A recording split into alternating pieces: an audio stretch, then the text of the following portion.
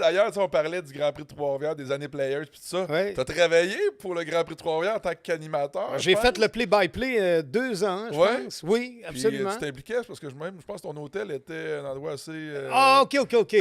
Non, ça, c'est la première année. Ah oui, c'est quoi? Qu'est-ce qui s'est passé? Pour te dire, je suis à CHRC. Oui. 94, Ethnicad. 94-95. Ensuite, il y a eu Patrick Lemarié, Ralph, le chum à Jacques Seigneur et tout ça. C'est 95. OK. 94-95. Au Grand Prix de Trois-Rivières. Dans ces eaux-là, ouais. exactement. Patrick Carpentier venait de remporter, je pense, le championnat nord-américain. Ça comprenait Toronto, Trois-Rivières, Montréal et Vancouver. En Formule Atlantique, je pense. Et l'année suivante, il y avait comme un problème contractuel dans ces eaux-là. CHRC m'envoie parce que je crée une chronique de sport automobile à Québec avec un commanditaire qui s'appelle KMS. OK. C'était les produits de coiffure. Mais écoute bien la passe. C'est complètement siphonné. C'est que le propriétaire de ça, des produits KMS, Tony Mazzata, il est décédé maintenant, était un amateur de sport auto et il courait dans une série qui s'appelait Boss 302, les Mustangs, Ben oui. en Californie. Alors, il n'avait que des Mustangs. Et à un moment donné, il vient à Québec, chez Chalut Coiffure, parce qu'ils étaient des distributeurs de KMS. Et moi, j'avais un casque de Gilles Villeneuve que Jacques m'avait donné. Wow. Et je savais que ce gars-là était un malade de Gilles Villeneuve. C'était son idole, là. Tu sais, c'est fou, là. Gilles est mort en 82, on était en 94 à peu près. Alors, je vais à la cérémonie d'accueil où on accueille le grand Jimmy Mazzota de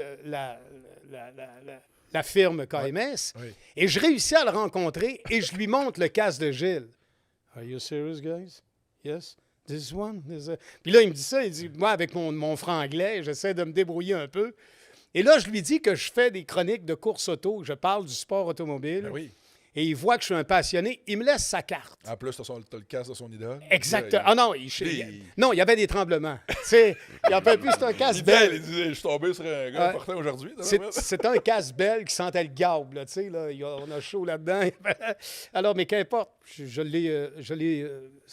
je l'ai mis en vente pour le Grand Tour de roue. Ah, c'était que... Ouais, j'ai eu 6 000 $ pour ce casque-là, un collectionneur de Montréal qui m'a acheté il y a plusieurs années. Et finalement, pour faire une histoire courte, il décide de commanditer mes courses, mes chroniques de course. Ah ouais? Oui, les vendredis et les lundis, ce qui couvrait mes fins de semaine de course. Ben oui. Quand je venais à Trois-Rivières faire des entrevues avec Jean-François ou avec les autres, Oui. cette chronique auto est une présentation de KMS. Il y avait l'intro puis tout ça, tu comprends l'histoire? Oui. Mais j'avais pas de budget, moi, pour couvrir les courses. Alors, j'arrivais ici à Trois-Rivières avec le mobile de CHRC à Québec, OK. mais je n'avais pas de budget pour demeurer au gouverneur ou tout ça. Non, c'est ça. Ici, à Trois-Rivières, il y a l'Expo agricole. Ben oui. Et en haut de l'Expo agricole, il y a des espèces de petites chambrettes qui sont faites à demi-mur. Et les portes sont barrées avec des petits cadenas et tout, tu sais. Oui. Mais moi, je réussis à stepper par-dessus ça pour aller coucher là. Ben oui. Alors, c'était mon hôtel. Wow. J'étais en haut de l'expo agricole et ça me permettait le vendredi, le samedi, le dimanche de pouvoir être proche et être sur le site. Wow. Mais il fallait que je développe une technique pour pas qu'on s'aperçoive que... Je sais pas si tu te souviens, Jean-François, où il donnait les conférences de presse Players. Ah, il y a un souper en bas. Bon, exact. Ouais. Alors, en haut, tu avais le couloir avec les douches à droite puis les petites chambrettes dont je te parle. Et c'est là que j'allais... T'avais eu le domicile au Grand Prix de Trois-Rivières. Attention, Wow. j'ai eu une entrevue extraordinaire parce que Ah oui? l'accrochage de Jacques Villeneuve et de Claude Bourbonnais, Oui.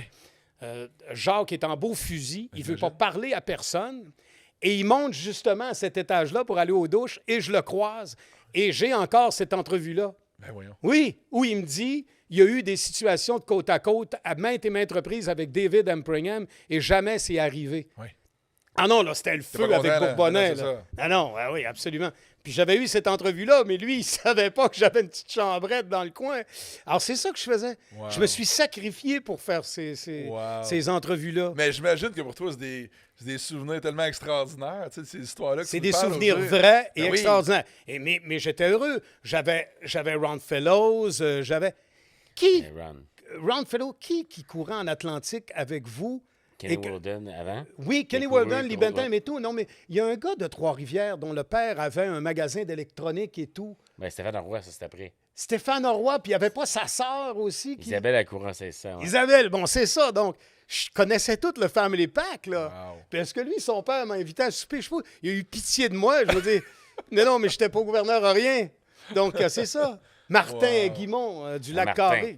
Martin qui arrive avec une formule atlantique de location sur un trailer de bateau. C'est pas compliqué. Ben oui. Non, mais Martin, c'était incroyable. Là. Les gars n'avaient pas d'argent. Là. Mangeaient des hot dogs, pas de saucisses. Là, non, mais Il y avait juste toi qui avait un petit budget pour faire des reportages Écoute, quand même. j'ai connu Martin Bégin. J'ai donné un bon coup de main à Martin Bégin. Martin Bégin, dans le derrière de Greg Moore à l'époque, en Formule 1600, il roulait une petite Crossley. Martin a fini pour travailler pour Goodyear, OK. Belsenos. Il a fait une carrière là-dedans. Maintenant, il est en immeuble et tout. Mais à un moment donné, Martin, s'il n'arrêtait pas de vouloir courir et de mettre son argent, il perdait sa blonde et il perdait tout son argent. Ah non, c'est ça. J'ai Tu as trop sans fond, là. des histoires comme ça ici, là, j'en ai plein mes doigts. Là. Son père là, et la famille du moulin, là, ça a mis des efforts là, pour que les gars courent. Là. C'est Ça s'est sacrifié. Là. Ben oui, ben oui, C'est ben oui. fier, Ah, du puis monde fier. là. le Grand Prix, le monde de Trois-Rivières, tout le monde nous a aidés. Évidemment, Players, pour moi, ça a aidé beaucoup. Mon frère, on a eu d'autres mondes. Puis, tu sais, il est arrivé plein de choses. On a fait des soupers spaghetti karting. Tu sais, on a fait des événements pour monter de l'argent. Puis, le Grand Prix aidait beaucoup parce que le Grand Prix, c'est là qu'on allait chercher une visibilité. Ben oui. Nos Exact. commentaires à Montréal aussi, évidemment, mais pour nous, Exact. Trois-Rivières. Puis, tu sais, on a réussi à faire une carrière de ça, mais c'est pas évident. Patrick Carpentier prenait la carte de crédit de son père pour pouvoir avoir du gaz pour aller à Spénard-David. Ah ouais? Wow. Tu sais, pas d'argent, là. J'ai donné des coups de main à Patrick, j'ai organisé ici. Un jour, je te raconterai la conférence de presse qu'on a fait au C'est vrai, Radisson. tu me l'as déjà raconté, me semble. Non, ça, là... T'avais-tu monté à Vegas pour faire une conférence de... Non, c'était pas Non, ça. pas à Vegas, mais c'est toute une aventure.